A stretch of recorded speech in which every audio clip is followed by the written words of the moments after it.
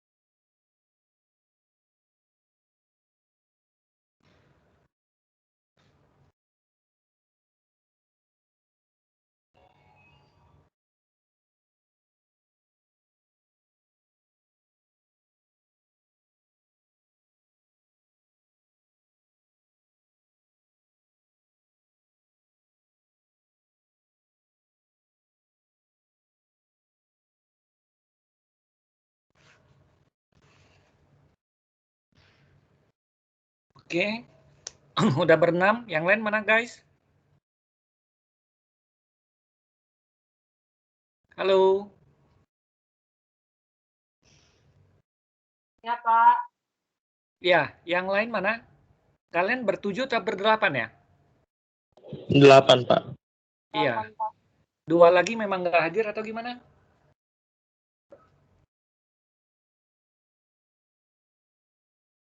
Kalau Krisera ini silang, Pak. Berarti belum aktif, Pak. Ya sudah, kita mulai ya. Oke guys, kita mulai ya. Udah bisa kita mulai? Iya, Pak. Bisa, Pak. Oke. Jadi ini saya coba kupas dulu apa yang sudah kita bahas sebelumnya. Oke. Jadi sebelumnya kita berbicara, kalau kita lihat di buku kita, guys, buku. Nah ini ya. Oke. Ini kita melanjutkan pertemuan kita sebelumnya, kita berbicara bab 4 ya. Bab 4 itu berbicara penilaian risiko. Jadi kalau kita berbicara fase-fasenya, kita menerima klien baru, oke, atau melanjutkan. Ini ada di bab 3. Kemudian juga ada aktivitas preliminary engagement activities atau aktivitas perikatan pendahuluan. Nah, kemudian baru kita berbicara selanjutnya di bab 4, bagaimana kita penilaian risiko ya, perencanaan audit dan penilaian risiko. Kemudian kita lanjut ke bab 5 ya, kita berbicara perencanaan audit. Jadi sebelumnya saya coba kupas ini dulu guys. Jadi kalau perencanaan audit, oke, kita berbicara itu ada di SA 300. Jadi kalau kalian lihat, semuanya bisa dengar suara saya dengan baik guys? Bisa, Pak. Ya. Ya, Pak. Jadi kalau kita berbicara perencanaan audit itu ada di SA 300. Nah, berulang kali saya menggiring kalian ke melihat standar audit. Jadi standar audit ini kalian sudah tahu posisinya ada di mana, diterbitkan oleh IAPI. Kemudian IAPI mempublikasikannya di dalam websitenya. Jadi di SA 300 ini berbicara perencanaan ya. Kemudian kita berbicara SA ruang lingkupnya tadi agar merencanakan audit atas laporan tujuannya supaya bisa mengauditnya secara efektif ya.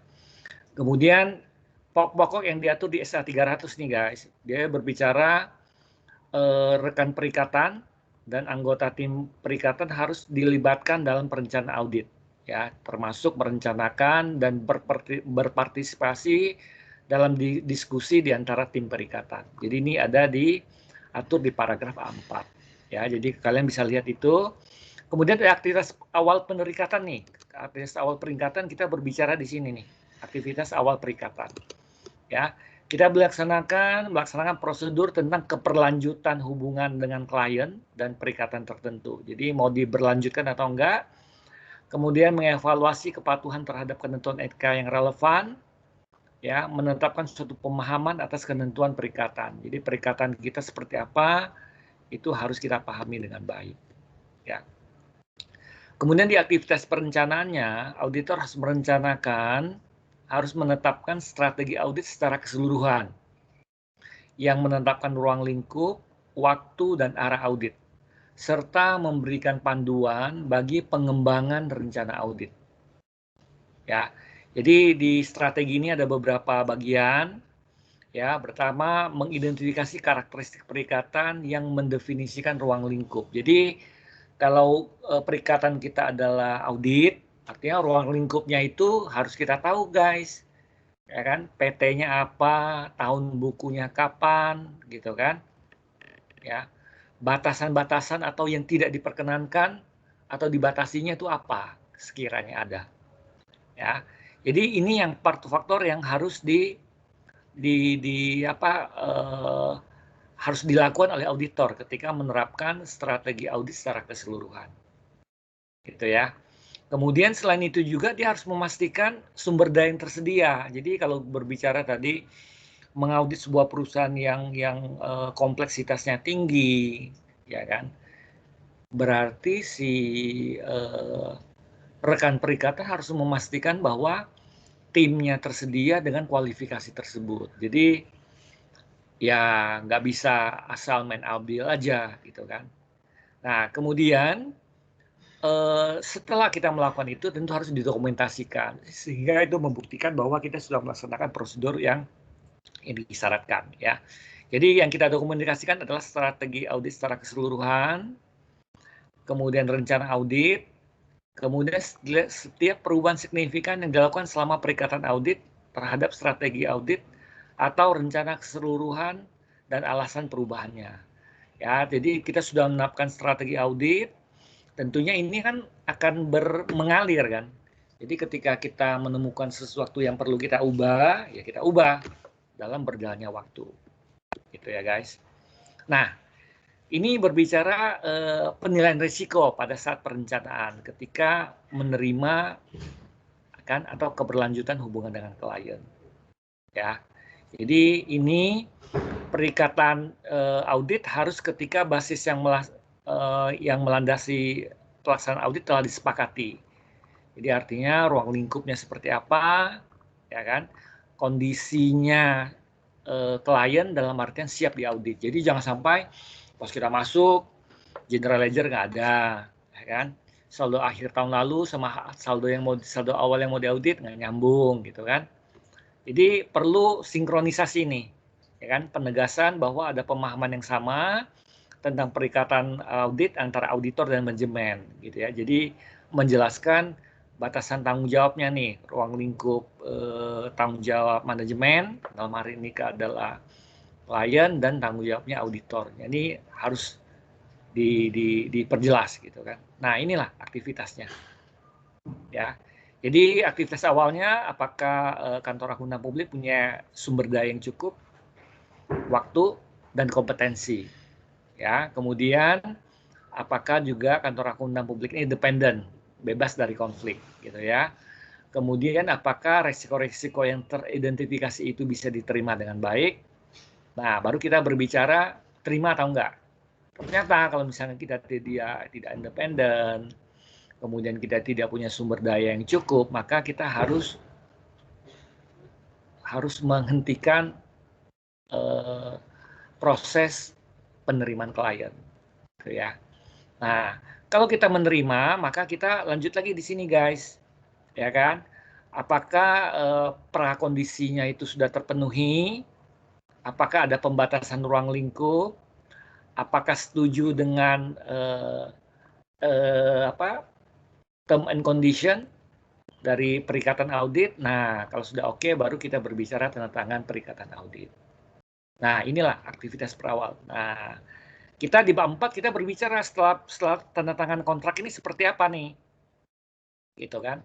Nah, kemudian kita harus komunikasi dengan auditor pendahulu setelah kita terima di sini ya guys. Oke, tanda tangan. Nah, kita ngobrol dengan auditor pendahulu kalau kita adalah perikatan tahun pertama. Ya, jadi bisa jadi ini adalah perikatan tahun kedua.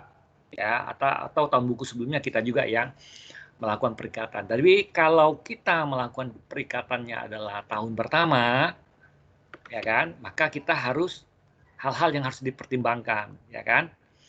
Jadi kita minta ngobrol sama auditor terdahulu. Dia punya keberatan profesional nggak gitu kan, boleh pinjam nggak kertas kerja sebelumnya. Kemudian yang kedua mendiskusikan isu-isu utama, ya kan? Ada isunya sih, ya isu-isu utama itu artinya penerapan prinsip akuntansi, ya ada isu nggak sih, gitu ya. Kemudian ada masalah nggak dengan standar audit, ya jangan sampai nanti kita menerapkan standar audit dia dibatas-batasin sama dia nih, gitu kan. Nah, isu-isu awal ini, isu-isu utama ini akan dibahas pada tahap-tahap awal, gitu ya. Kemudian prosedur audit yang diperlukan untuk memperoleh bukti audit yang cukup dan tepat tentang saldo awal, ya. Apakah kita bisa melaksanakan prosedur ini, gitu ya. Kemudian juga prosedur-prosedur lain yang disyaratkan oleh SPM. SPM ini adalah standar pengendalian mutu, ya, standar pengendalian mutu KAP untuk perikatan tahun pertama.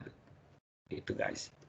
Nah, inilah guys tahap awal sebelum kita masuk ke bab 4. Nah, kita coba lihat masuk ke bab 4 ya. Sampai di sini ada yang mau ditanyakan guys? Halo guys. Tidak ada, Pak. Oke. Nah, kita lanjut ke sini guys. Kita berbicara tadi aktivitas pendahuluan, kita berbicara perencanaan audit ya. Nah, tahap awal kita berbicara perencanaan audit, kita berbicara resiko ya. Apa itu resiko? Oke, ada yang bisa bantu saya? Kalian sudah coba baca kan? Udah coba baca, udah coba ringkas, ada yang bisa bantu saya? Resiko audit itu apa sih? Saya, Pak. Silakan. Resiko audit merupakan konsep fundamental yang mendasari proses audit.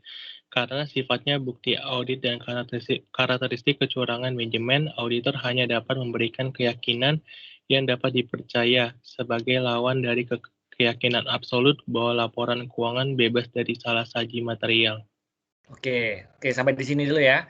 Jadi kita berbicara audit itu adalah memperoleh keyakinan yang memadai, ya, reasonable assurance, ya. Tentu ini berbeda dengan keyakinan absolut, ya. Karena kalau keyakinan absolut kita bisa bilang 100% bebas dari salah saji material. Tapi kalau kita berbicara keyakinan yang memadai, reasonable assurance, kita berbicara keyakinan yang tinggi, namun bukan absolut. Karena apa guys? Karena kalau kita berbicara laporan keuangan itu umumnya melibatkan sampling atas populasi. Kita mencari berasumsi bahwa sampel yang kita ambil itu mewakili populasi. Dan dalam akuntansi juga itu melibatkan banyak estimasi. Ya, melibatkan banyak estimasi sehingga dalam suatu proses audit kita berbicara kita memperoleh reasonable assurance atau keyakinan memadai, bukan keyakinan absolut, gitu ya. Oke. Resiko audit bisa yang lanjut gantian. Apa itu resiko audit? Ada yang bisa bantu? Saya, Pak. Ya, silakan. Risiko audit itu risiko di mana auditor mengungkapkan opini audit yang tidak tepat pada saat keuangan pernyataan salah saji secara material. Iya. Jadi kan tujuan kita mengaudit itu kan memberikan opini atas kewajaran laporan keuangan. Nah, bisa jadi kita punya resiko audit dalam artian kita salah nih. Salah memberikan opini. Misalkan dia harusnya tidak wajar atau wajar tapi ada beberapa item yang harus dikecualikan. Tapi kita memberikan opini nih. Semuanya wajar. Atau yang disebut dengan wajar tanpa pengecualian atau yang sekarang disebut dengan wajar tanpa modifikasi. Kita salah memberikan opini. Nah, kita punya resiko di situ. Nah, kita punya resiko audit. Bagaimana cara kita untuk mengendalikan resiko audit ini? Nah, bagaimana cara kita untuk mengendalikan resiko audit ini? Nah, inilah yang kita berbicarakan di sini. Ya, apa itu resiko audit? Nah, ada yang selanjutnya, ada yang mau coba bantu? Ya, guys? Ada yang mau coba bantu? Lanjut, guys.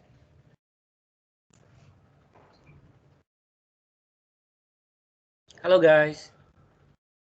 Iya, Pak. Ya, ada yang mau coba bantu? Auditor ya Pak ya? Ya, auditor. Nah, auditor. Di sini, Auditor. sini. Di Ini. Auditor mana yang kamu bicara paragraf yang mana ya? lanjutan dari kalimat Jesse Reza Pak. Oh, boleh deh. Ya, silakan. Auditor Ini deh. harus Ini bisa. In the simple term. Bisa yang ini?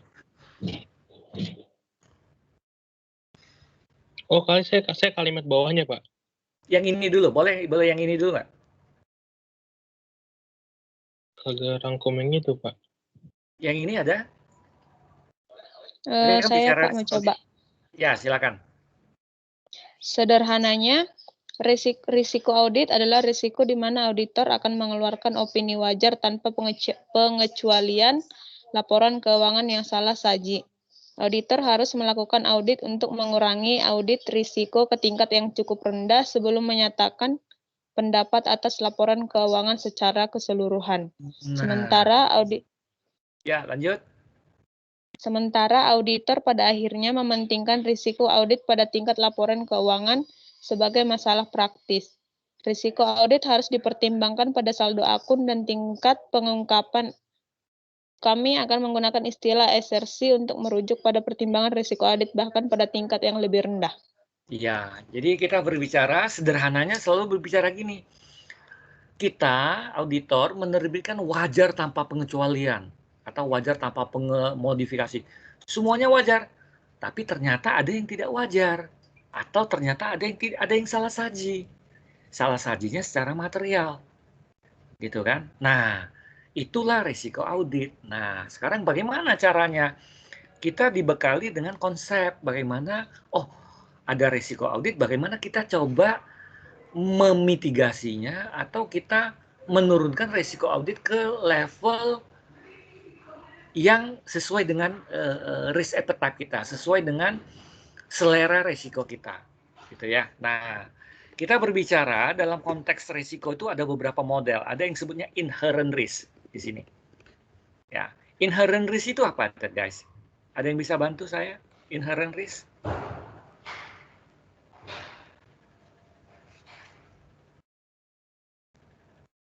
Halo, guys. Inherent risk itu apa, guys? Ya Pak. Resiko inherent risk. Kerentanan suatu penyataan dalam akun atau pengungkapan kesalahan penyajian karena kesalahan atau penipuan yang dapat bersifat material, baik secara individu maupun saat digabungkan dengan salah saji lainnya, sebelum mempertimbangkan pengendalian terkait. Oke, jadi ini adalah inherent risk-nya adalah resiko bawaan. Ya, artinya dia melekat nih. Ya, jadi kalau kita ulangi lagi, resiko bawaan ini apa tadi? Ulang lagi, sekali lagi. Coba kita pahami ya. Resiko bawaan adalah atau inherent risk adalah kerentanan suatu kerentanan. Ya, Suatu kerentanan sewaktu apa? suatu pernyataan dalam akun atau pengungkapan kesalahan penyajian karena kesalahan atau penipuan yang dapat bersifat material, baik secara individu maupun saat digabungkan dengan salah saji lainnya, Ya, sebelum jadi mempertimbangkan pengendalian terkait. Oke, jadi ini ada kerentanan sebuah pernyataan asersi. Jadi asersi itu adalah pernyataan dari manajemen, ya. Jadi misalkan kalau auditor mendapatkan laporan laba rugi, ya kan, mendapatkan laporan neraca atau posisi keuangan, maka secara tersirat sebenarnya manajemen sudah memberikan pernyataan atau asersi. Misalkan contoh, di dalam balance sheet atau laporan posisi keuangan, dia mengatakan bahwa ada kas, ada bank senilai tertentu. Di situ secara tidak langsung dia sudah menyatakan bahwa ada loh, ada keberadaan loh, ya kan, ada eksistensi loh dari kas, piutang, ya kan, nilainya segitu loh, gitu kan. Nah, ini berbicara inherent risk adalah kerentanan dalam sebuah asersi tentang perkiraan atau pengungkapannya yang bisa saja salah saji. ya, yang disebabkan oleh kesalahan ataupun kecurangan yang bersifat material. Nah, ini yang disebut dengan inherent risk, resikonya bawaan. Ya. Nah, yang kedua adalah control risk. Nah, ada yang bisa bantu saya control risk? Guys, ada yang bisa bantu saya control risk? Gantian aja. Saya, Pak. Iya, silakan. Kontrol risiko itu risiko bahwa salah saji yang dapat terjadi dalam suatu pernyataan tentang akun atau pengungkapan dan itu bisa menjadi material, baik secara individu atau bila digabungkan dengan salah saji lain, tidak akan dicegah atau dideteksi dan dikoreksi secara tepat waktu oleh pengendali internal entitas. Nah, jadi ini berbicara kemungkinan itu karena kontrol. Tapi kalau tadi inherent risk kan risiko bawaan nih, ya kan? Sedangkan control risk-nya adalah risiko pengendalian. Berbicara ada risiko di pengendalian bahwa ada kesalahan ya yang mungkin itu secara individu atau secara agregat, ya kan? Yang dapat material yang disebabkan oleh kelemahan dari pengendalian internal. Gitu ya. Nah, ini risiko-risiko yang kita coba pelajari sehingga nantinya membantu kita nih merencanakan audit dengan baik. Oke, berikutnya kita coba mengenal lagi ada yang namanya detection risk. Apa itu detection risk? Ada yang mau bantu saya baca? Ya, Pak. Ya, silakan. Detection risk, resiko yang mengurangi prosedur yang dilakukan oleh auditor atau resiko audit ke tingkat yang rendah yang dapat diterima tidak akan mendeteksi kesalahan penyajian yang ada dan itu dapat menjadi material, baik secara individual atau digabungkan dengan salah saji lainnya. Nah, ini adalah resiko deteksi. Artinya resiko deteksi itu adalah resiko auditor udah melaksanakan prosedur nih. Ya kan? Tujuannya untuk mengurangi resiko, tapi tetap aja nggak nemu. Ya kan? Jadi auditor udah menerapkan resiko, udah menerapkan prosedur, ya kan? Melaksanakan berbagai prosedur untuk mengurangi resiko audit.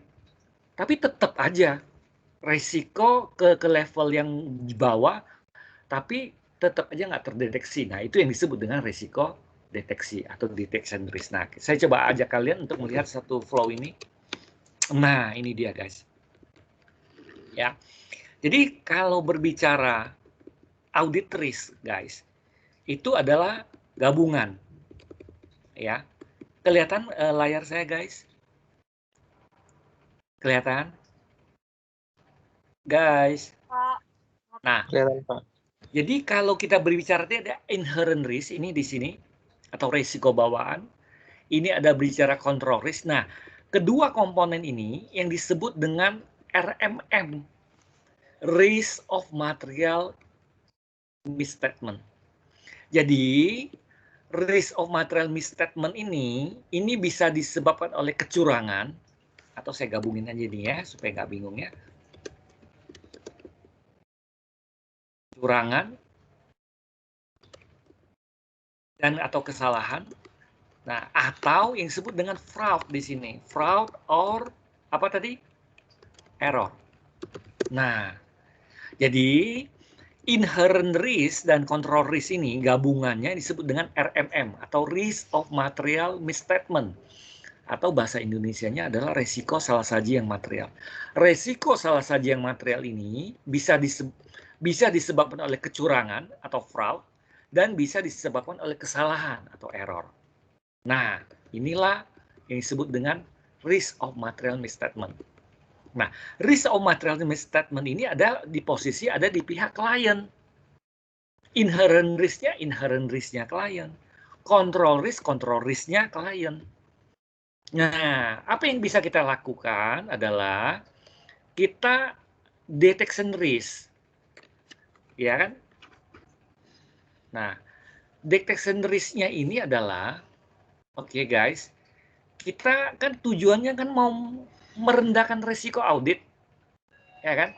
Resiko auditnya harus kita tekan sedemikian mungkin, gitu kan? Nah, kalau bicara secara konsep, oke, ini kan tempatnya auditor, auditi, atau klien, ini tempatnya auditor. Jadi kalau kita berbicara, oke, prosedur risk of materialnya setelah kita coba pelajari, kita lihat kondisinya, kayaknya risikonya tinggi nih, risk of material misstatement. Maka kita harus melaksanakan prosedur detection yang super ketat, yang lengkap. Dengan tujuan supaya nanti risiko auditnya rendah. Gitu kan? Nah, kalau misalkan risiko salah saja material ini setelah kita coba evaluasi, kita lihat ternyata moderat, ya kan? Nah, kalau moderat, biasanya kita risiko deteksinya ini, prosedurnya kita buat yang standar. Nah, kalau misalkan kita kaji ternyata risiko salah saja materialnya adalah rendah, umumnya kita menggunakan prosedur, prosedur audit yang standar, yang lebih rendah, gitu kan. Oke, sampai di sini guys. Ini nggak konsepnya? Guys, Iya, bisa Pak. pahami konsep? Bisa pahami konsepnya? Berarti Pak, kalau RM materialnya tinggi, itu Pak risiko material tinggi, berarti dia harus diperketat ya Pak ya? Ulang, kalau apa? Kalau resiko salah saja di material sangat tinggi itu berarti dia lengkap itu berarti Ya, prosedurnya super ketat. berketat ya, Pak? Nah, misalkan saya kasih contoh. Kalian pernah dengar kasus Asabri? Pernah Asabri? Pak? Pernah. Asabri. Kan ada fraud, ada kecurangan, ya kan? Iya Pak, sampai ya triliun kalau nggak salah. Iya, yang sekian puluh triliun itu melibatkan dana pensiun banyak orang.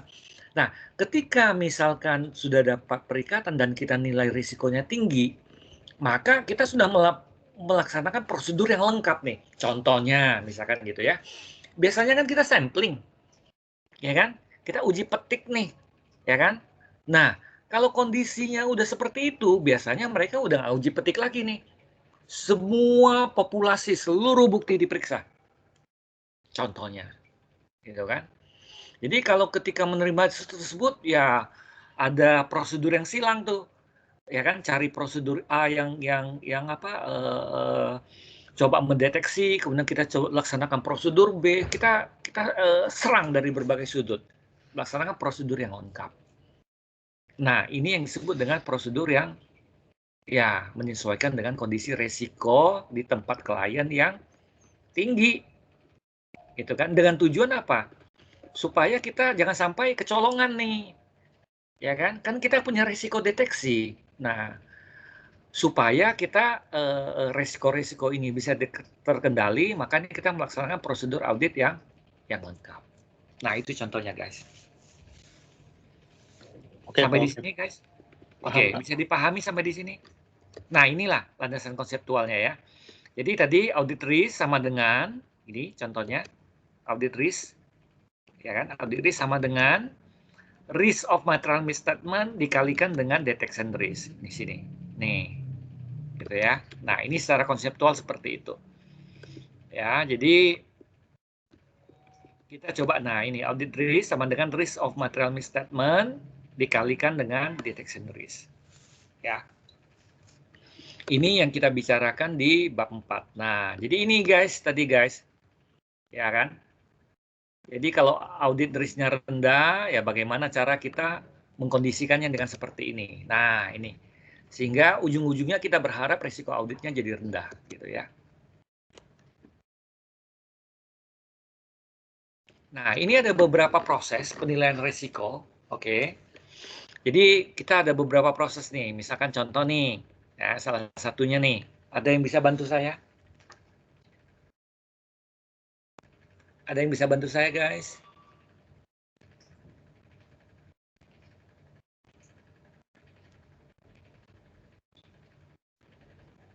Halo guys, ada yang bisa bantu saya, guys?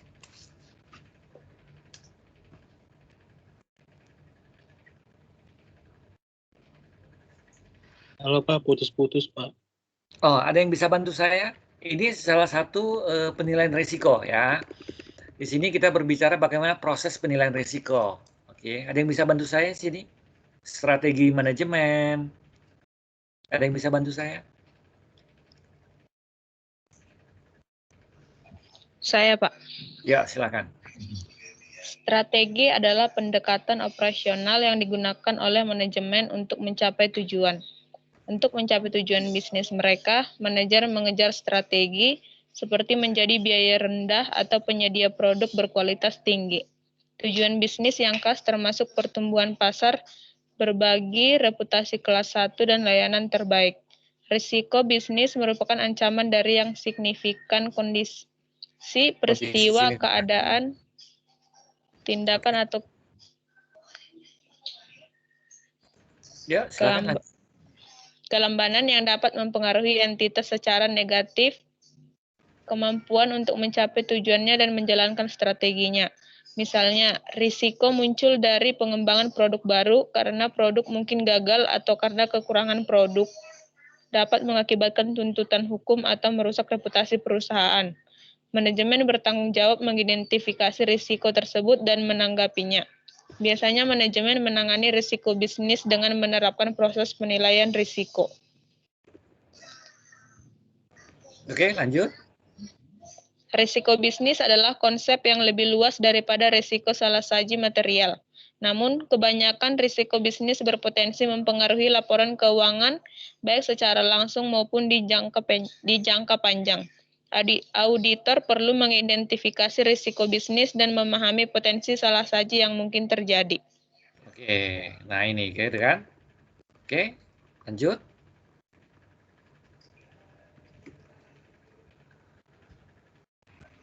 Ya, silakan. Jika entitas menghadapi tekanan untuk mempertahankan margin laba historis, hal ini dapat meningkatkan risiko salah saji yang terkait dengan penilaian aset seperti piutang dan inventory. Basis pelanggan yang menurun mungkin juga memiliki implikasi jangka panjang bagi perusahaan kesehatan secara keseluruhan.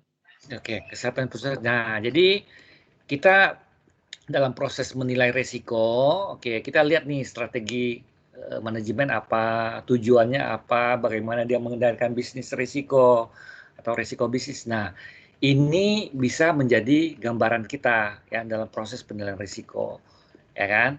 Nah, kemudian ada lagi nih guys, nih contohnya nih prosedur penilaian risiko audit. Nah, ada yang mau bisa bantu saya? Ya, silakan guys. Gantian guys.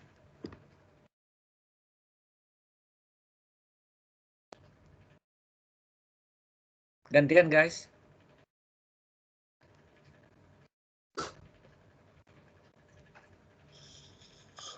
Halo guys, gantian guys. Halo. Iya, Pak. Halo, ada yang bisa gantian?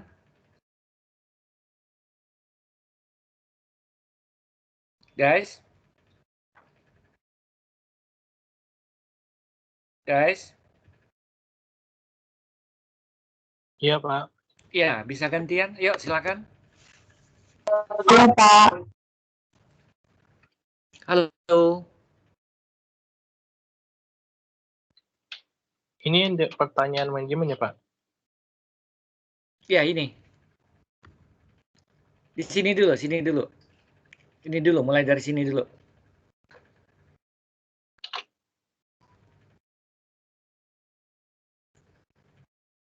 Ini dulu, guys.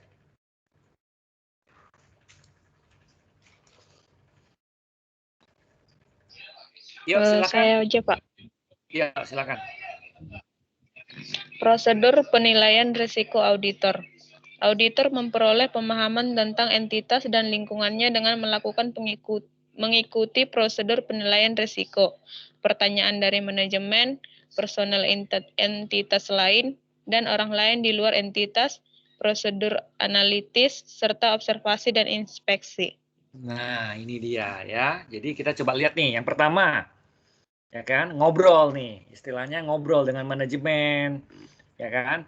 kemudian personal entitas lainnya, sama pihak-pihak di luar. Nah, ini yang pertama. Oke, silakan. Ngobrol ya. Oke, lanjut. Auditor memperoleh informasi tentang entitas dan lingkungannya melalui permintaan keterangan dari manajemen, individu yang bertanggung jawab atas pelaporan keuangan, dan personal lain dalam entitas.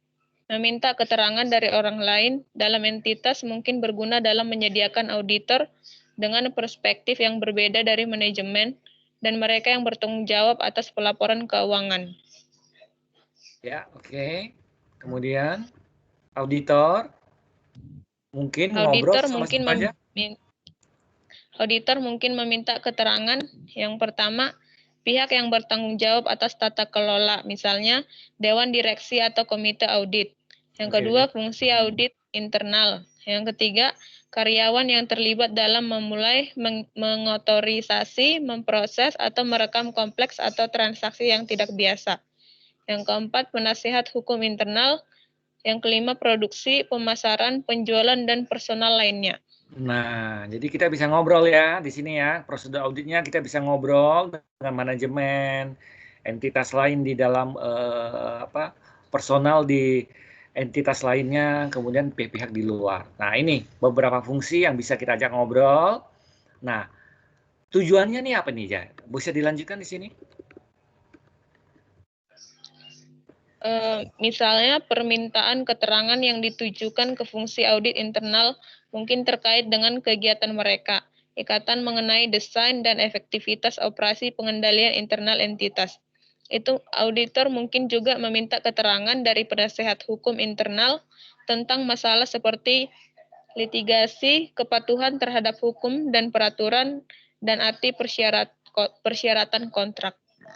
Oke, gitu ya. Nah, kemudian berikutnya juga bisa nih, kita ngobrol juga sama yang lain nih, guys. Oke, gantian. Siapa lagi berikutnya? Guys? Guys, berikutnya siapa, guys? Halo? Halo? Iya, Pak. Ya, Auditor ya, mungkin lanjut. auditor mungkin mempelajari tentang perubahan dalam strategi pemasaran entitas, tren penjualan atau pengaturan kontrak dengan pelanggannya. Auditor mungkin meminta keterangan dari orang lain di luar entitas, misalnya auditor dapat anggaplah pantas untuk bertanya kepada pelanggan, pemasok, atau spesialis penilai.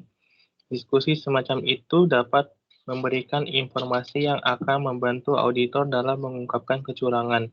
Untuk misalnya, Sebagai pelanggan contoh. mungkin, ya sebagai contoh, pelanggan mungkin melaporkan bahwa mereka menerima sejumlah besar produk yang tidak dipesan dari klien audit sebelum akhir tahun. Ini akan menjadi indikator pendapatan yang terlalu tinggi. Ya, ngerti ya maksudnya ya. Jadi seolah-olah untuk menaikkan penjualan, seolah-olah pada akhir tahun itu ada penjualan besar-besaran. Padahal si rekanan kita itu tidak membeli. Barulah nanti di awal tahun terjadi retur. Kan seolah-olah kan mengelembungkan penjualan, kan overstated revenues-nya. Nah, itu adalah salah satu contoh ya, di mana manfaat untuk memperoleh atau ngobrol dengan pihak yang berhubungan dengan perusahaan, pihak di luar perusahaan. Nah, berikutnya nih, prosedur analitis. Ini yang lain mana ya? Kok cuman kayaknya yang baca cuman 2 orang doang. Yang lain mana, guys? Gantian? Halo, guys? Iya, Pak. Iya, silakan. Gantian. Prosedur analitis. Slide-nya kekecilan, Pak. Apanya? Oh, slide-nya kekecilan. Saya besarkan kalau gitu ya. Nah, ini. Cukup besar? Cukup? Cukup, Pak.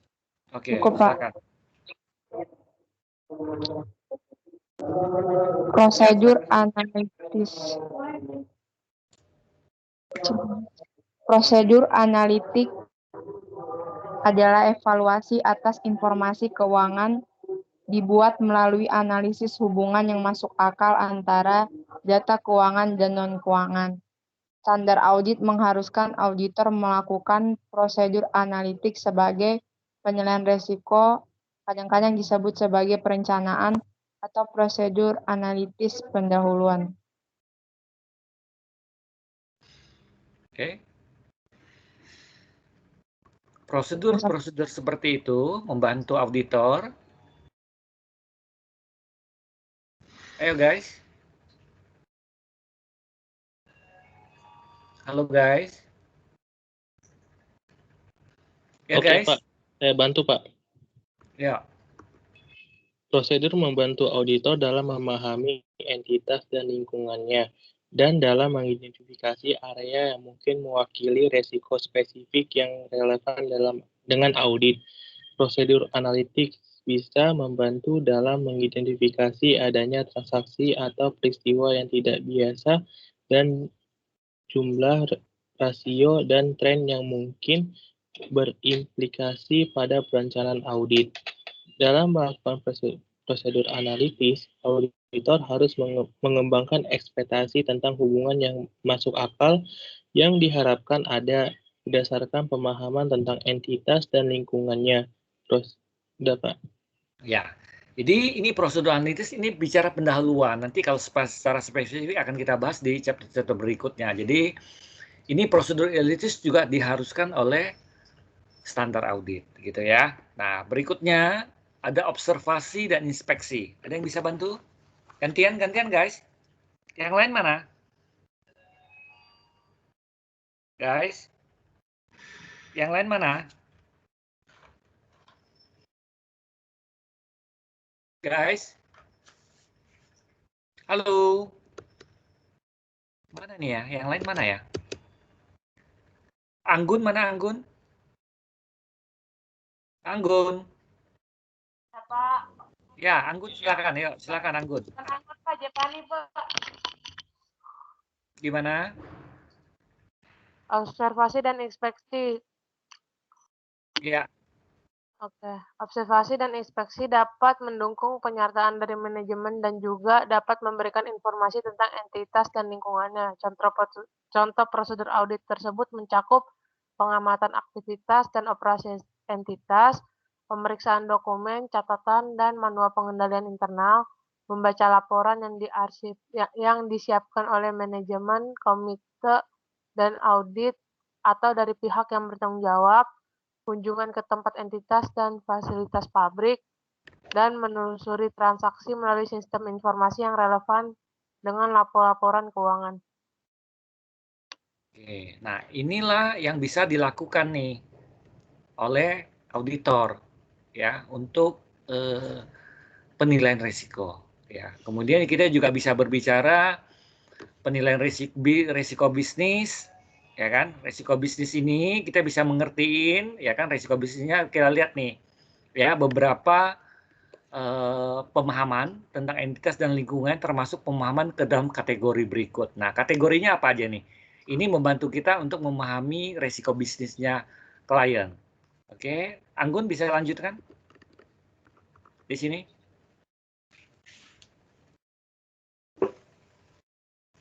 Anggun. Anggun.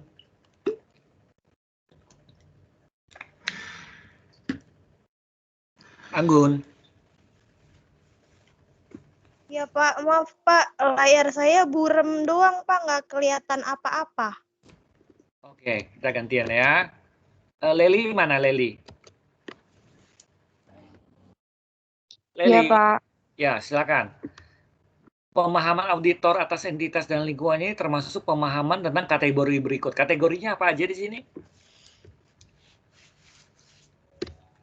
Kelihatan kursor yang saya gerakkan? Silakan Leli. Di saya slide-nya kekecil. Yang lain bisa kelihatan? Bisa, Pak. Kamu pakai apa, Leli? Pakai handphone. Oh, kenapa nggak pakai laptop?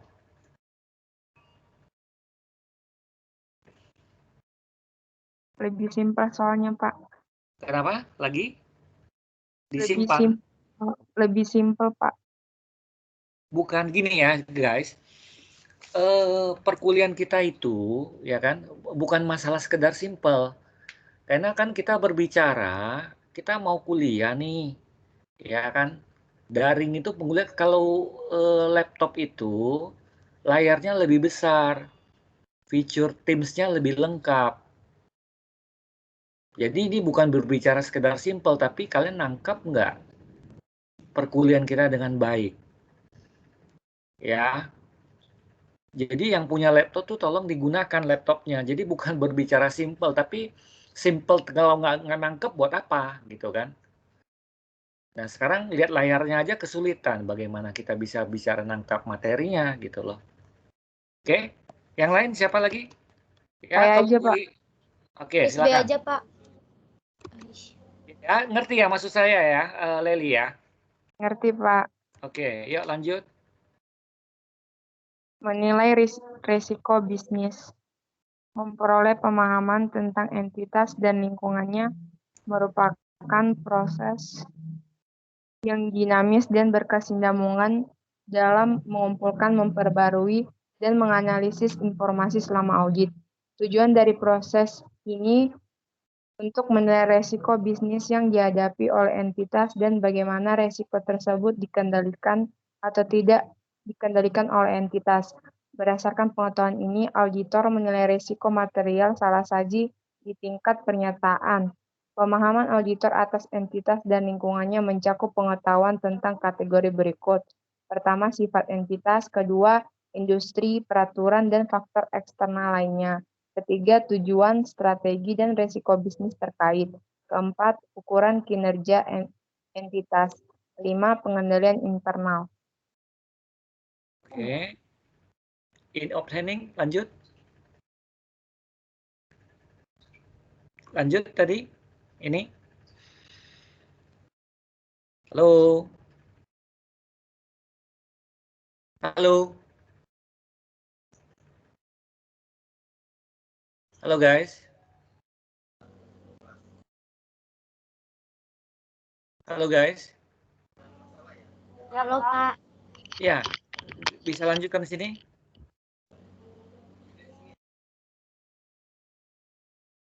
Bisa lanjutkan nggak guys? Bisa, Pak. Ya, ini lanjut.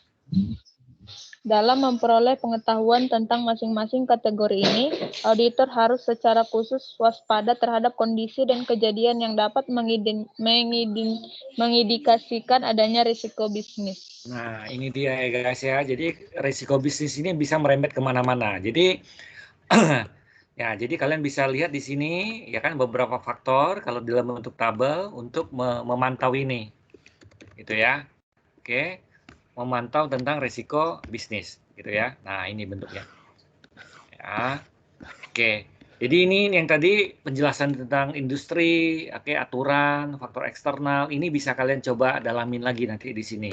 Tentu seharusnya sudah menjadi bacaan kalian ya. Jadi di sini ada contoh tabelnya di sini nih, ya kan, kondisi industri, ada berbicara pasar dan kompetisi, ya kan, permintaan, kapasitas, persaingan harga, ya kan. Nah, ini menjadi faktor-faktor kita dalam menilai risiko bisnis.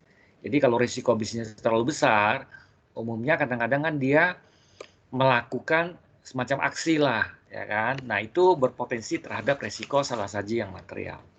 Ya, inilah berbicara tentang penilaian risiko. Nah, kemudian kita berbicara bagaimana risiko salah saji yang material. Ya, salah saji yang material. Nah, di sini. Ya. Jadi ini, apa penyebab dari salah saji? Ya, oke. Ada yang bisa bantu? Lanjut. RIS B mana RIS B?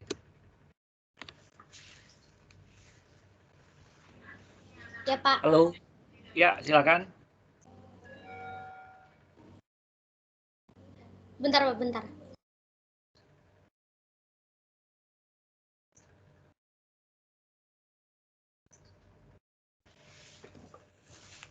Penyebab dan jenis kesalahan bukan sih, Pak? Iya, betul. Penyebab dan jenis kesalahan penyajian. Salah satu dapat diakibatkan oleh kesalahan atau penipuan. Istilah kesalahan mengacu pada kesalahan pernyataan jumlah atau pengungkapan yang tidak disengaja dalam laporan keuangan. Istilah penipuan mengacu pada tindakan yang disengaja oleh satu atau lebih di antara manajemen, pihak yang bertanggung jawab atas tata kelola, memperkerjakan karyawan atau pihak ketiga yang melibatkan penggunaan penipuan yang mengakibatkan kesalahan penyajian dalam laporan keuangan. Jadi perbedaan utama antara kesalahan dan penipuan adalah apakah salah satu disengaja atau tidak disengaja. Sayangnya seringkali sulit untuk menghalangi niat. Misalnya auditor mendeteksi kesalahan penyajian dalam akun yang membutuhkan perkiraan seperti biaya hutang buruk. Mungkin sulit untuk menentukan apakah salah satu tersebut disengaja. Oke, jadi gini ya guys. Jadi di sini saya coba kelihatan layar saya guys. Ya. Jadi salah saji ini bisa disebabkan oleh kecurangan. Kecurangan disebut dengan fraud atau kesalahan atau error. Jadi kalau kecurangan itu adalah sengaja, kalau kesalahan itu adalah tidak sengaja, kan gitu kan, human error misalkan kan. Nah ini yang perlu penjawab salah saji itu. Jadi kadang-kadang memang agak sulit untuk memastikannya itu, ya. Oke. Contohnya ini fraud dapat ada dua tipe. Ini bisa dilanjutkan. Kecurangan dapat diklasifikasikan ke dalam dua jenis. Halo guys. Oke Pak, saya Pak. Ya. Kecurangan dapat diklasifikasikan menjadi dua jenis. Yang pertama yaitu salah saji akibat pelaporan keuangan yang mengandung kecurangan. Dan yang kedua salah saji akibat penyalahgunaan aset. Oke. Daftar salah saji sebelumnya berhubungan dengan pelaporan keuangan yang mengandung kecurangan. Muncul salah saji dari penyalahgunaan aset atau kadang-kadang disebut sebagai defalcation, melibatkan pencurian aset entitas yang pencuriannya menyebabkan laporan keuangan menjadi salah saji. Contoh dari penyalahgunaan termasuk yang pertama penggelapan uang tunai diterima, yang kedua mencuri aset fisik dan kekayaan intelektual, yang ketiga menyebabkan entitas pembayaran barang atau jasa tidak diterima, dan yang keempat menggunakan aset entitas untuk penggunaan pribadi. Nah ya, jadi ada dua tipe. Salah saji yang sebenarnya ini cuma main-main di report aja, tidak ada penggelapan uang, tapi yang kedua adalah penggelapan uang, gitu ya. Jadi ini yang dua jenis dari fraud atau kecurangan, gitu ya. Nah, ini beberapa proses itu yang perlu dipahami ya guys. Jadi ketika kalian melakukan audit pendahuluan, kalian menemukan nih, ya kira-kira resiko ini cukup besar atau enggak. Resiko besar kecilnya itu yang mempengaruhi kalian melaksanakan prosedur audit, gitu ya. Oke, guys, sampai di sini ada yang mau didiskusikan? Jadi ketika proses penilaian resiko kecurangan ini, ya banyak tim kan, tim bisa diskusi, gitu ya, ngobrol, ya, sehingga bisa bertukar pikiran tentang kondisi. Mungkin tim kan di split nih, ada yang meriksa A, ada yang meriksa B. Nah, ketika mereka ketemu, mereka ngobrol nih. Mungkin ada pola tertentu atau ada kejanggalan tertentu yang mungkin bisa menjadi bahan diskusi, gitu ya. Oke, kemudian juga yang tadi nih, ya komite kan sudah kita bahas tadi kan, ya kan. Nah ini faktor-faktor yang perlu dipertimbangkan ketika berbicara tentang resiko audit, ya penilaian resiko audit. Nah sampai di sini guys, ada yang mau didiskusikan tentang ini guys? Tentang apa penilaian risiko ini guys? Ada guys? Tidak Pak. Oke, nah oke, kalau enggak kita coba lihat ke bab selanjutnya yang kalian sudah coba ringkas juga guys. Kita coba lihat ya di bab 5. Bab 5 tentang apa guys?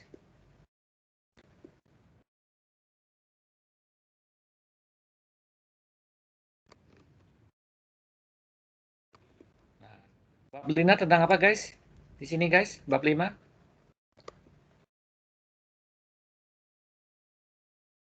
Tentang apa guys? Bukti dan halo. Dokumen. Bukti. Nah, bukti dan dokumentasi. Nah, jadi kita berbicara di tahapan ini perencanaan audit, kita berbicara bukti dan dokumentasi ya. Nah, saya coba mau melihatkan di sini guys, di sini berbicara bukti audit. Nah, bukti audit itu oke. Jadi kalau kita lihat di SA kita guys, kelihatan saya coba perlihatkan ini kepada kalian di websitenya itu.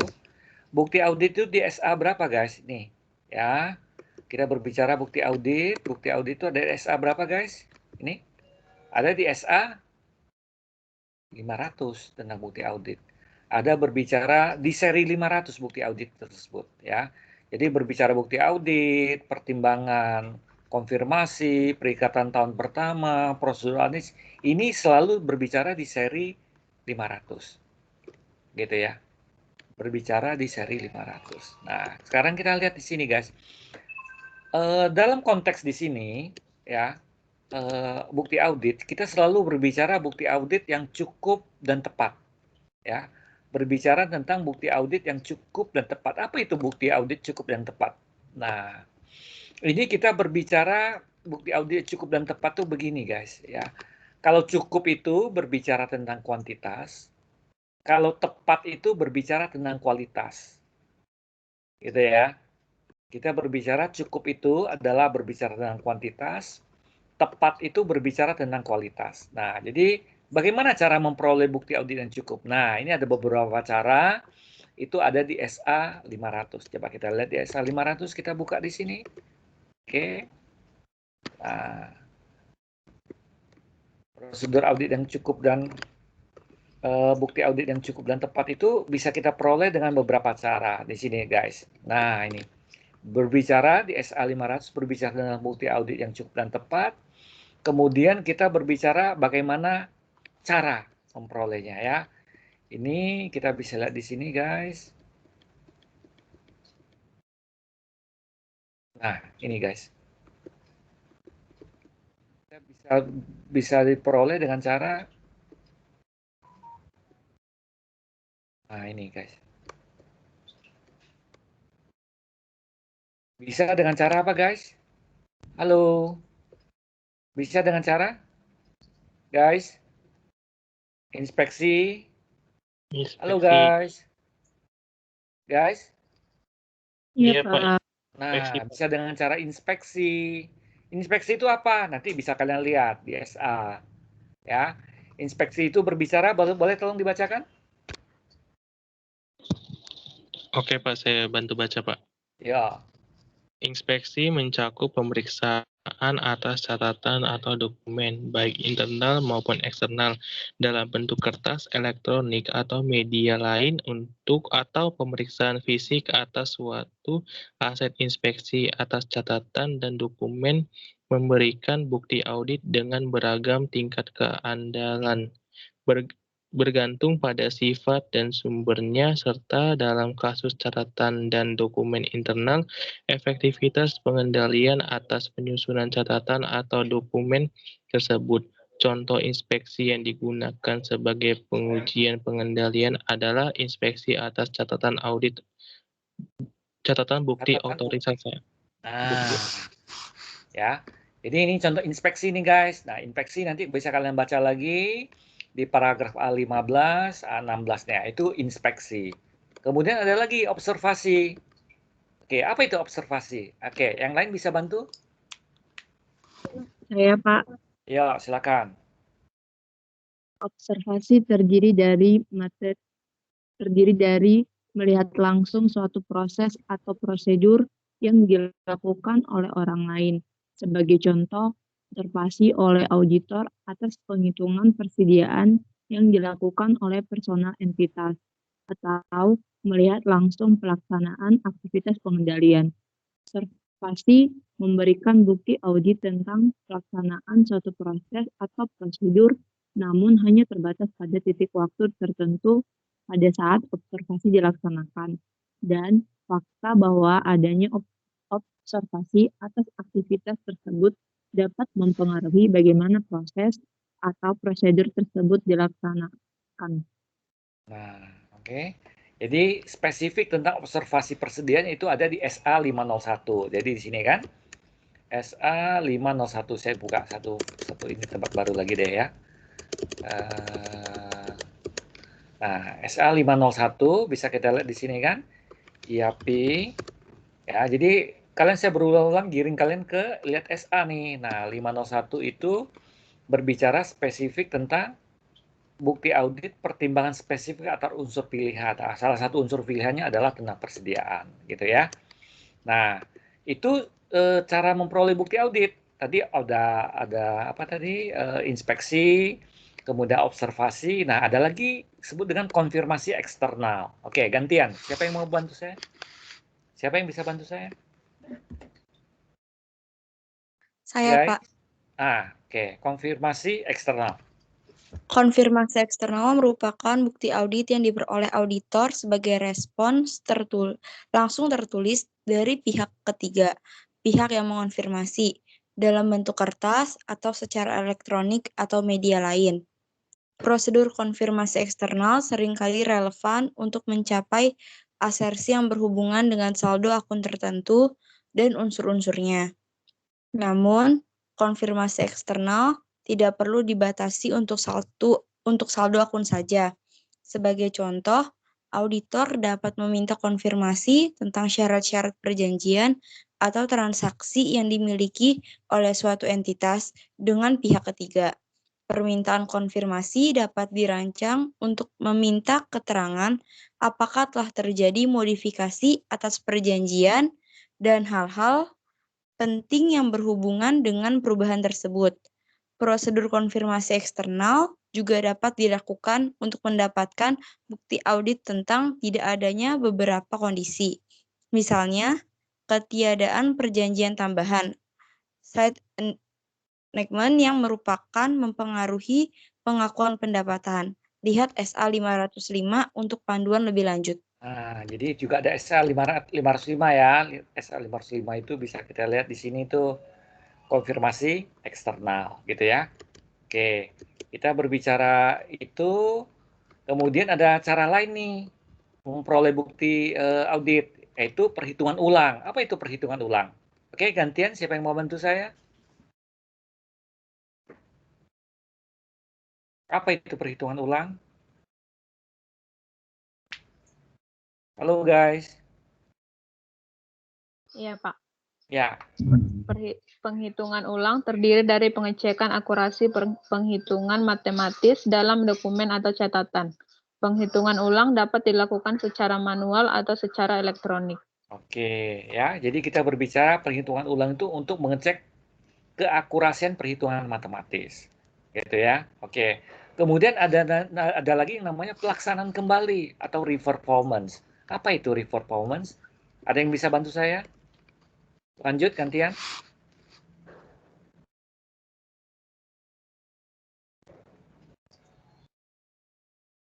Halo. Lanjut. Halo.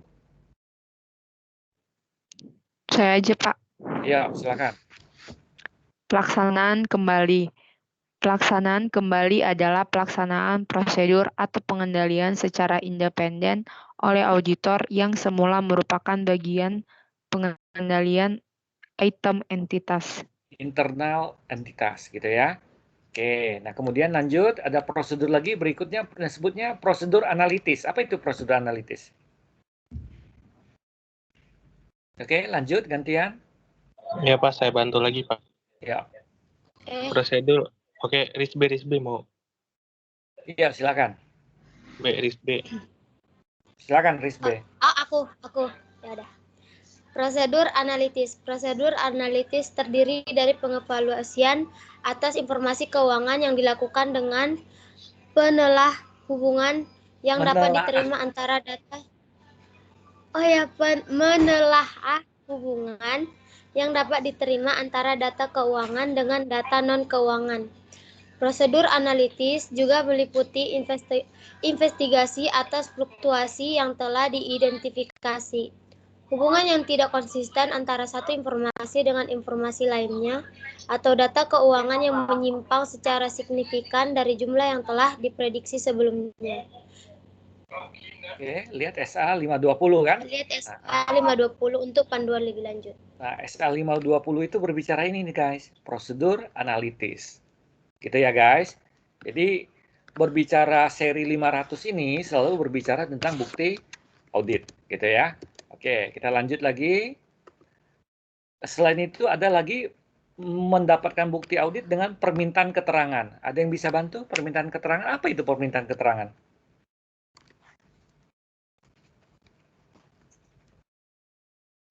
Ya, Pak, saya bantu, Pak. Ya. Permintaan keterangan. Permintaan keterangan terdiri dari pencarian informasi atas orang yang memiliki pengetahuan baik keuangan maupun non-keuangan di dalam atau di luar entitas. Permintaan keterangan digunakan secara luas sepanjang audit sebagai tambahan untuk prosedur audit lainnya. Permintaan keterangan dapat berupa permintaan keterangan resmi secara tertulis maupun permintaan keterangan secara lisan. Pengevaluasian respon atas permintaan keterangan ini merupakan bagian terpadu proses permintaan keterangan. Nah, sorry. Nah, jadi ini guys, ya. Jadi kita bisa memperoleh berbagai bukti, oke, dengan berbagai cara nih guys. Jadi kalau kita lihat di sini, kita berbicara audit itu memperoleh bukti yang cukup dan tepat, cukup berbicara kuantitas, tepat berbicara kualitas, cara memperoleh bukti ini sudah kita dapatkan.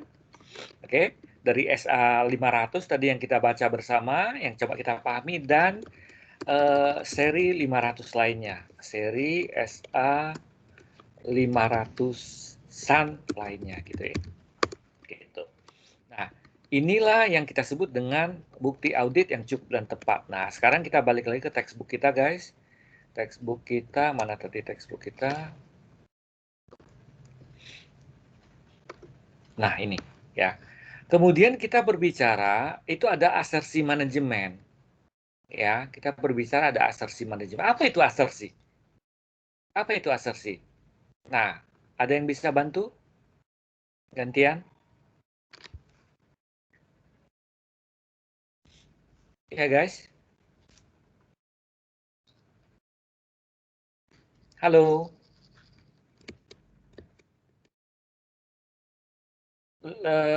Reza mana Reza? Ada, Pak. Iya, silakan Reza. Manajemen bertanggung jawab atas penyajian laporan keuangan secara wajar. Pernyataan disajikan atau tersirat representasi oleh manajemen mengenai pengakuan, ukuran penyampaian, penyajian, dan pengungkapan informasi dalam laporan keuangan dan penutupan. Oke, Misalnya sampai di sini dulu sebentar ya. Ya, saya coba ulang nih, mungkin ada terjemahan yang kurang tepat ya. Asersi, oke, dinyatakan, oke, atau di-implied itu apa implied bahasa Indonesianya ya? Diimplikasikan dari penyajian oleh manajemen mengenai pengakuan, pengukuran, penyajian, dan pengungkapan dari informasi di dalam laporan keuangan dan pengungkapan yang berkaitan. Ya, jadi asersi ini tolong digarisbawahi, ini berbicara tentang pernyataan manajemen yang diungkapkan di dalam laporan keuangan. Ya, jadi asersi saya ulangi lagi, ini adalah pernyataan yang diungkapkan melalui penyajian laporan keuangan. Ya, jadi ketika dia menyajikan laporan keuangan, laporan laba rugi, laporan neraca, dan pengungkapan, secara tidak langsung dia menyatakan sesuatu, menyatakan tentang pengakuan, tentang pengukuran, tentang penyajian dan pengungkapan. Ya, oke, lanjut tadi, lanjut Leli sebagai contoh.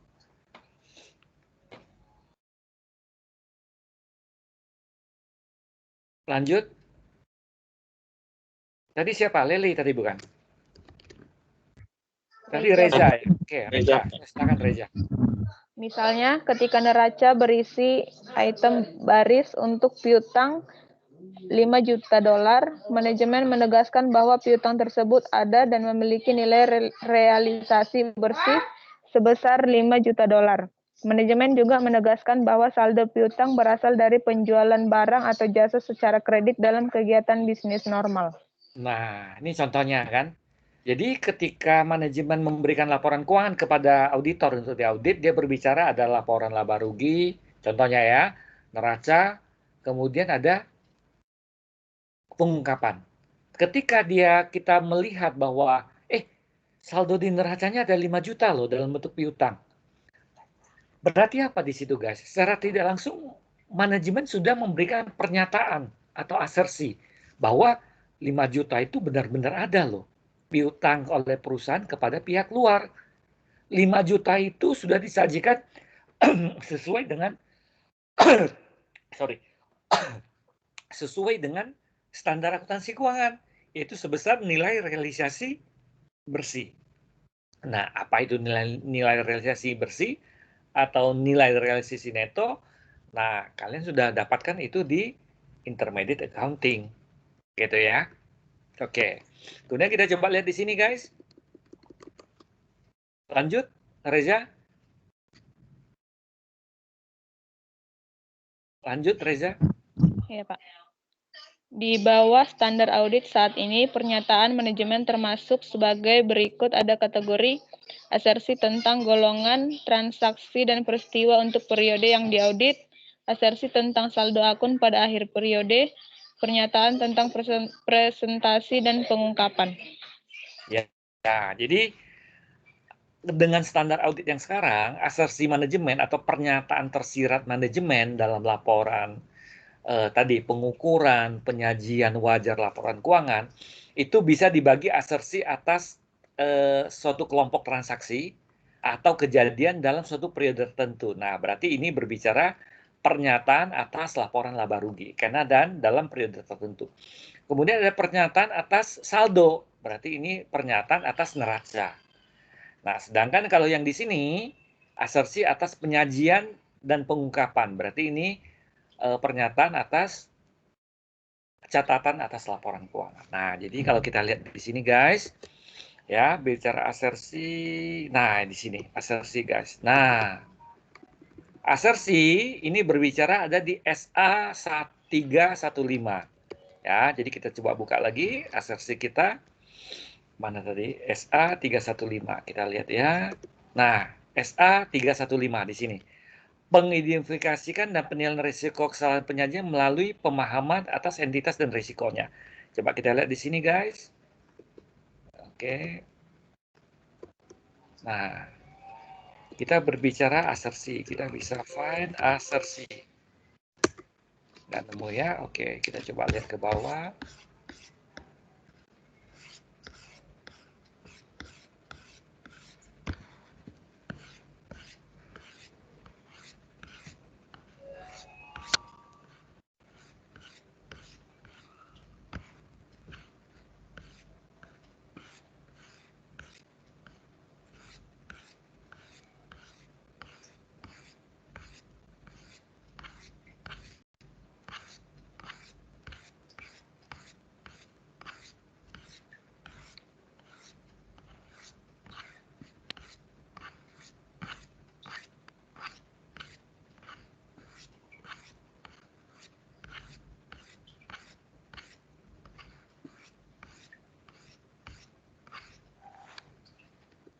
Bentar ya.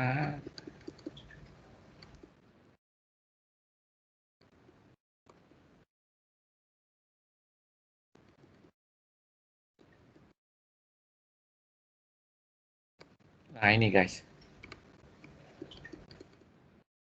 Oke, ketemu guys?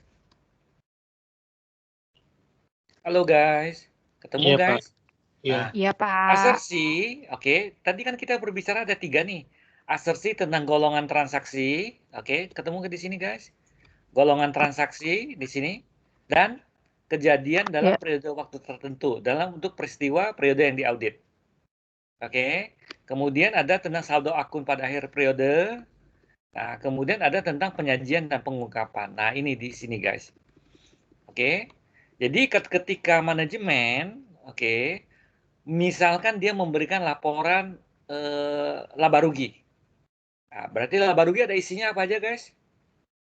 Isinya ada apa aja laporan laba rugi? Ada pendapatan, Beban, ada Pak. beban, gitu kan? Nah, Iya, Pak. ketika dia memberikan laporan tersebut, secara tidak langsung dia menyatakan, tidak langsung dia menyatakan bahwa saya ada penjualan atau pendapatan itu sudah terjadi loh.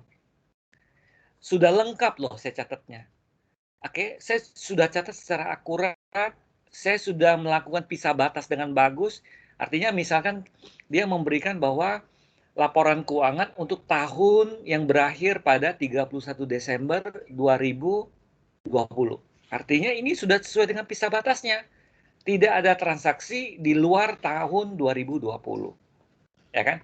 Kemudian dia juga sudah mengklasifikasikan dengan baik, dengan tepat. Ya, klasifikasikannya ada yang biaya dimasuk ke dalam COGS atau beban pokok penjualan, ada biaya yang masuk ke dalam umum dan administrasi, ada yang masuk ke dalam pendapatan lain-lain atau beban lain-lain. Nah, inilah asersi tentang golongan atau yang disebut dengan asersi tentang laba rugi. Ini adalah pernyataan tersirat oleh manajemen di dalam laporan keuangan. Nah, inilah yang kita audit. Yang kita audit itu sebenarnya adalah apa, guys? Asersinya. Jadi prosedur-prosedur audit yang kita kembangkan, guys. Oke. Yang kita kembangkan itu mengecek asersinya secara tidak langsung. Asersinya tentang ini laba rugi itu keterjadian nggak sih? Lengkap nggak sih? Akurat nggak sih? Nah, begitu juga dengan laporan laba rugi atau posisi keuangan.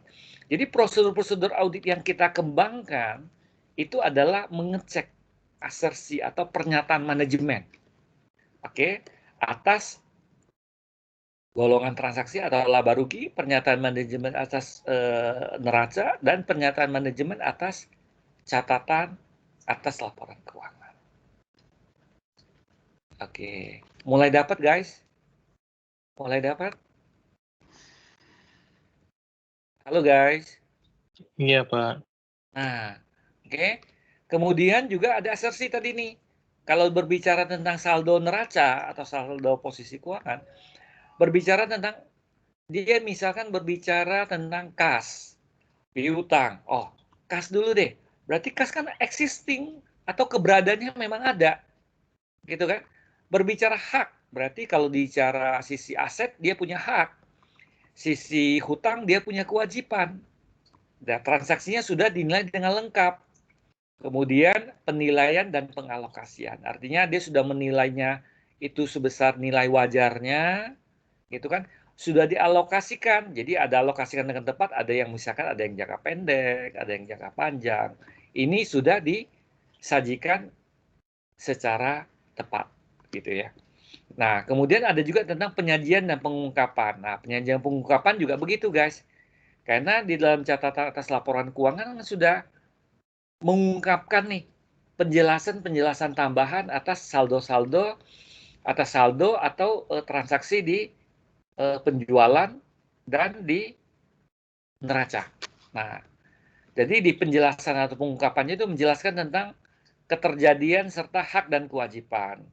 Berbicara tentang kelengkapan, berbicara tentang klasifikasi dan keterpahaman, berbicara tentang keakurasian dan penilaian. Nah, inilah yang kita berbicara tentang prosedur audit. Jadi prosedur audit kita ini berbicara tentang penilaian tentang hal-hal tersebut. Oke, sampai di sini, guys. Sampai di sini ada yang mau diobrolin? Nah, inilah yang kita bicarakan di mana tadi? Di sini.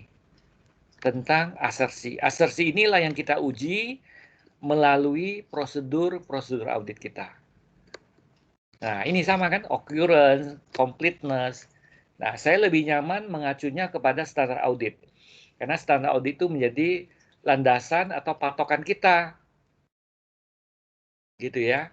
menjadi dasar kita untuk melaksanakan prosedur audit. Oke, sampai di sini guys. Ada yang mau didiskusikan? Nah, summary-nya ada di sini guys. Summary-nya di tabel 51, ya kan? Atau di SA tadi sini. Nih. Oke, ini ada di paragraf A110 di SA 315. Kalian sudah rekam ini kan guys? Halo guys. Sudah Pak. Sudah Pak. Nah, jadi rekaman ini saya berharapkan tidak sebatas kalian cuma baca rekamannya, tapi kalian coba baca-baca kembali apa yang sudah menjadi materi yang sudah kita bahas sekarang. Ya, dibaca kembali apa itu asersi, ya kan, baca SA ini, baca tabel 51. Ya, jadi didalamin lagi. Jadi namanya proses pembelajaran itu nggak cukup kalian dengerin saya menjelaskan, nggak cukup sampai di situ, tapi harus kalian ulang-ulang lagi. Nah, mumpung ini ada zaman teknologi, rekaman ini bisa kalian download, bisa kalian ulang, bisa kalian dalamin lagi. Karena apa yang saya sampaikan saat ini kan juga ada keterbatasan dalam kalian memahami seketika. Nah, inilah yang harus kalian tutupi dengan melihat, membaca, dan coba memahami ulang. Oke, sampai di sini guys, ada yang mau didiskusikan guys? Tidak ada Pak. Nah, jadi tadi tabel 51 kita lihat disajikan seperti ini. Nah, tabel 52 menyajikan seperti ini, guys. Nah, ya. Jadi ini tabel 52 ya, berbicara tentang tadi ini adalah laba rugi, ini adalah neraca, ini adalah penyajian dan pengungkapan. Nah, inilah tabel-tabelnya, guys. Oke, sampai di sini, guys.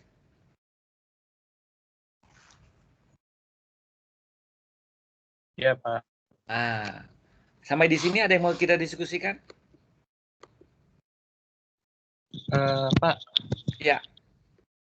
Tadi kan Bapak bilang jika dia sudah menyajikan laporan, misalnya laporan tadi laba ruginya, Pak, berarti dia sudah ini Pak ya, secara langsung sudah langsung ngasih tahu di dalam laba rugi tersebut ya Pak?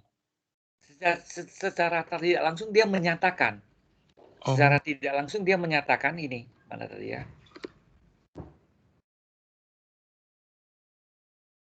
Nah, secara tidak langsung dia sudah menyatakan bahwa memberikan laba rugi, berarti dia sudah menyatakan bahwa sudah keterjadian. Transaksinya sudah terjadi. Jadi laba rugi itu kan ada pendapatan, ada beban.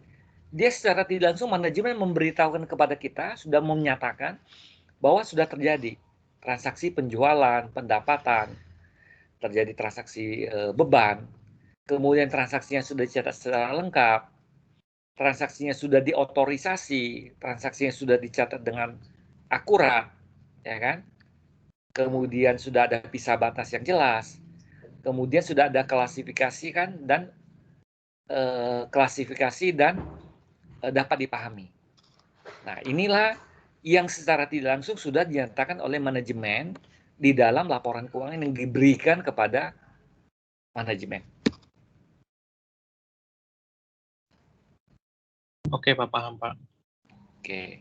Nah, jadi dia berikan laporan laba rugi, dia sudah menyatakan ini secara tidak langsung atas item-item yang ada di dalam laporan laba ruginya. Dia memberikan laporan neraca secara tidak langsung, dia sudah menyatakan ini keberadaan, hak dan kewajiban di dalam atas laporan yang dia berikan. Dia memberikan catatan secara tidak langsung, dia sudah menyatakan ini. Nah, tugas kita sebagai auditor adalah menilai laporan kewajaran laporannya dengan cara menguji asersi tersebut. Kita melaksanakan audit, prosedur audit ini menguji asersi yang ada di dalam laporan keuangannya. Oke, sampai di sini guys, bisa dipahami? Bisa Pak. Bisa Pak. Oke, ya guys. Jadi rekaman ini tolong didalamin lagi, dibaca ulang lagi. Lihat, ya saya sudah menggiring kalian lihat standar audit, ada standar audit 500, ya. Seri bukti ini juga ada seri bukti 501, seri 500-an ini berbicara tentang bukti audit. Gitu kan. Nah, kemudian ada berbicara tentang asersi. Ada di seri 300 SA 315 berbicara ada di paragraf 110 gitu kan. Nah, ini dibaca-baca ulang lagi guys. Ya, tentu kan keterbatasan waktu nggak mungkin saya sekaligus, ya kan. Nah, ini yang perlu kalian coba baca lagi, ya, dalamin lagi. Oke, sehingga kalian mempunyai pemahaman yang lebih baik dan lebih baik lagi. Gitu. Ya, kemudian di buku ini kan sudah kalian baca nih, makanya saya coba memberikan selain menjelaskan sebagian dari buku kalian yang sudah kalian coba baca ini, saya coba menggiring kalian juga ke SA, standar audit. Karena itu menjadi pedoman bagi auditor untuk melaksanakan audit yang profesional. Ya, bisa dipahami guys arahannya guys? Bisa, Pak. Oke, teman-teman yang lain? Oke, Anggun?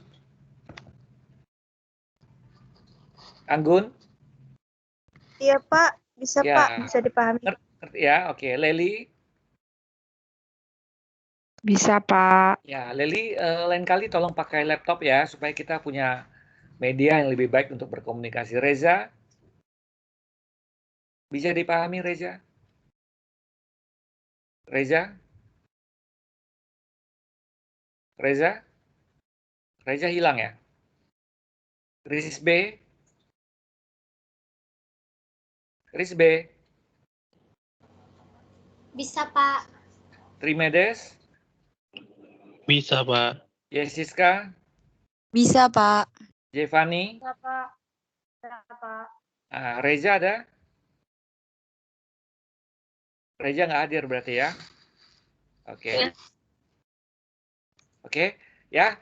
Jadi kita minggu depan akan ketemu lagi. Tolong diupdate. Kita materi kita berikutnya tentang apa, guys? Pertemuan ke berikutnya. Berbicara tentang apa, guys? Evidence. Chapter 6, Pak.